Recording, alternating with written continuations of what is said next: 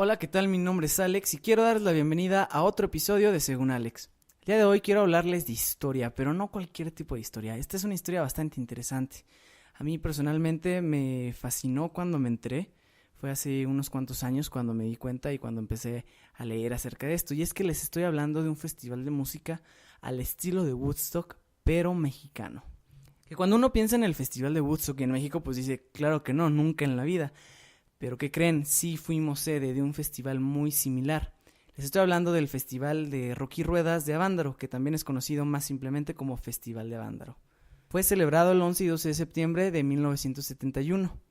Y al igual que Woodstock, superó la expectativa de audiencia por mucho. Y es que se estima que alrededor de entre 100,000 y 500,000 jóvenes fueron los asistentes. Fue celebrado en el circuito de Avándaro, que era propiedad de los hermanos Eduardo y Alfonso López Negrete, quienes tenían la idea inicial de mezclar lo mejor del rock nacional con las carreras automovilísticas. Esto con el fin de reiniciar las carreras en el circuito que habían cesado a causa de un fatal accidente en 1969. Era como quien dice una reinauguración del circuito. Sin embargo, por los altos índices de audiencia se tuvo que cancelar la carrera el 11 de septiembre en la mañana. Y el evento no nada más fue puro amor y felicidad, y es que se presentaron muchísimos detalles técnicos. Como había muchísima gente, para que las personas pudieran caber, tuvieron que invadir los espacios exclusivos para músicos y las torres de iluminación. Aparte de que llovió, entonces pues ya se imaginan el lodazal que se hizo. Y precisamente fue la lluvia lo que dio lugar a que el 10 de septiembre Luis de Llano, uno de los organizadores, expresara una frase que es muy célebre, que dice: sobrevivieron por 3 días compartiendo la lluvia y el lodo. Eso fue un intento de tener una identidad.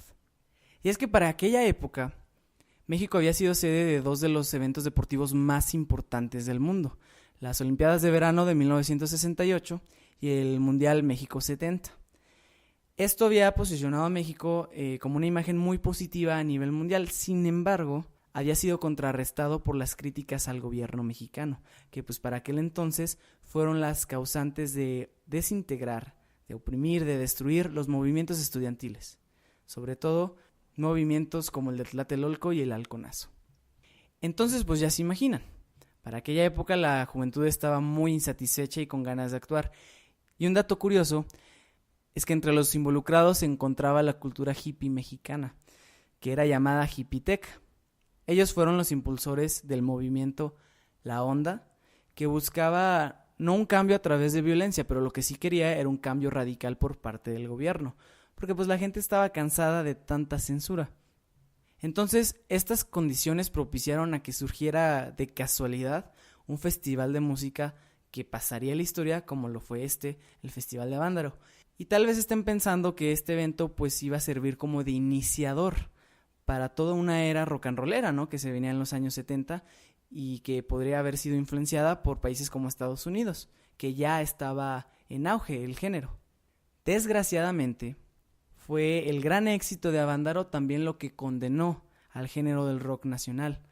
Y es que el gobierno le dio miedo, porque este fue un claro ejemplo del poder que tenía la juventud de unirse a diferentes causas. Entonces que pues, si se unían por las causas correctas, olvídense de toda la autoridad y todo el poder que ellos tenían, ¿no? Entonces, ante estos medios, ¿qué es lo que hacen? Pues el actual presidente de aquel entonces, Luis Echeverría Álvarez, lo que hace es desintegrar el movimiento de la onda. Y como es bien sabido, aquí en México el gobierno tiene una gran influencia en los medios de comunicación, por lo que la mayoría de los archivos que documentaron el festival, accidentalmente, pero de manera muy sospechosa, fueron destruidos en un incendio en donde estaban almacenados, junto con otros archivos importantes de movimientos sociales de aquella época. ¿Y qué pasó con el rock and roll? Se silenció por casi una década.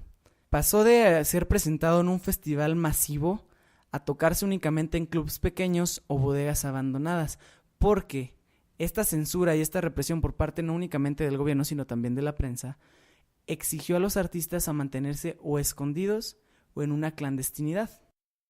Finalmente, esta opresión se termina para los años 80, pero estamos hablando de que por casi 10 años el rock and roll estuvo en silencio aquí en México.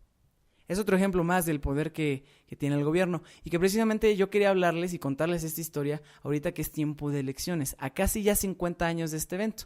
Me pareció un poquito más interesante contarles de toda esta onda juvenil más que hacer un análisis del debate, porque me parece que eso es caer en política y que de ahí nunca salimos.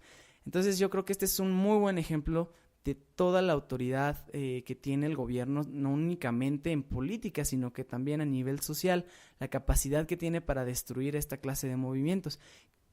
Que aún en la actualidad existe este debate acerca de si este evento fue positivo o si tuvo repercusiones negativas en la sociedad. ¿Por qué? Por la carencia de evidencia de que esto ocurrió.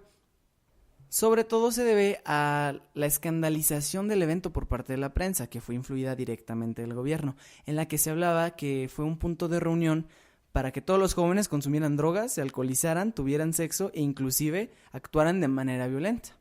Que por supuesto todo esto es negado por los asistentes que dan su testimonio y que inclusive hablan de que fue una estrategia muy mal calculada del gobierno porque se encontraban presentes policías disfrazados de civiles que repartieron droga a los asistentes para que posteriormente pudieran arrestarlos. Entonces, este evento terminó como que en este caos y en esta controversia, y no únicamente por la parte del gobierno, también tuvieron que ver los grupos de rock, que en aquel entonces estaban hablando de una liberación social. Entonces, por ejemplo, el grupo Peace and Love, que tiene un nombre super hippie, interpretó temas como marihuana y como We Got the Power. El festival estaba siendo transmitido en vivo, entonces a lo largo y ancho del país, estas interpretaciones por parte de ese grupo fueron como que muy controvertidas porque fueron recibidas como actos anticívicos. Entonces pues nada más sirvieron de base para que cuando la prensa saliera con estos titulares de violencia y de drogas, la gente se lo pudiera creer un poquito más fácil. Es bastante desafortunado, ¿no? Porque imagínense, ¿no? Yo creo que esto pudo haber causado una recesión en el género del rock y en la música, ¿no? A nivel nacional. Es muy triste la manera en la que se llevó el desenlace de todo este evento. Sin embargo, es muy importante y muy interesante que ocurriera. Es un hecho histórico bastante interesante, sobre todo para la juventud actual. Afortunadamente, en estas elecciones nosotros tenemos dispositivos y medios de comunicación a nuestro alcance. Entonces, no creo que se pudiera repetir a este grado algún suceso por el estilo. Sin embargo, hay que ser muy cuidadosos con respecto al voto. Vuelvo a lo mismo, para mí esto sirve de un claro ejemplo del por qué es importante saber qué clase de gobierno queremos. A casi ya 50 años del Festival de Avándaro nos encontramos en la víspera de las elecciones 2018. Y que antes de hablarles de política preferí hablarles de música y de arte, porque yo creo que en estas elecciones, como en cualquier otro momento de nuestra historia en México, es lo que más tenemos que defender. Porque es lo que nos hace mexicanos, nuestra cultura, nuestras raíces, nuestra historia. Espero que les haya gustado mucho este episodio. Por favor, si tienen la oportunidad, infórmense más acerca del Festival de Avándaro. Está muy interesante, está muy padre. Hay muy buenos documentales, inclusive hay películas, me parece, y programas de televisión. A mí me encantaría estarles hablando del festival durante 1 hora o más, porque hay muchísima información muy interesante, muchos testimonios, inclusive hay libros, catálogos de fotografías, está muy padre la verdad. Sin embargo, este episodio es como que un poquito apresurado porque en esta semana ocurrieron muchísimos eventos importantes. Fue la boda real, fue el día contra la homofobia, fue también el segundo debate presidencial, entonces a mí me costaba muchísimo trabajo decidir de qué hablarles y sobre todo por la cantidad de tiempo que tenía.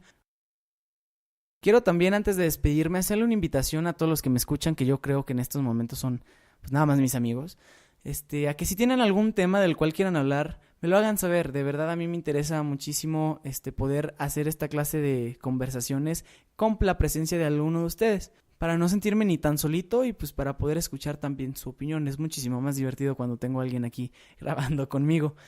Pueden ponerse en contacto conmigo a través de mi Instagram personal o de la página de Facebook, que es según Alex /podcast. Y en Instagram es alx.tremo, porque pues es al extremo, para los que no captan. Capten, es al extremo, está muy cool, está muy único y diferente. Bueno, pues en fin, por ahí pónganse en contacto conmigo, me interesa mucho su participación. Y ahora sí, me despido, esto fue todo del Festival de Avándaro. Si tienen la oportunidad, les insisto en que investiguen todavía más, está muy interesante. Nos vemos hasta la próxima semana. Muchísimas gracias por escuchar. Esto es todo de mi parte y nos vemos hasta la próxima.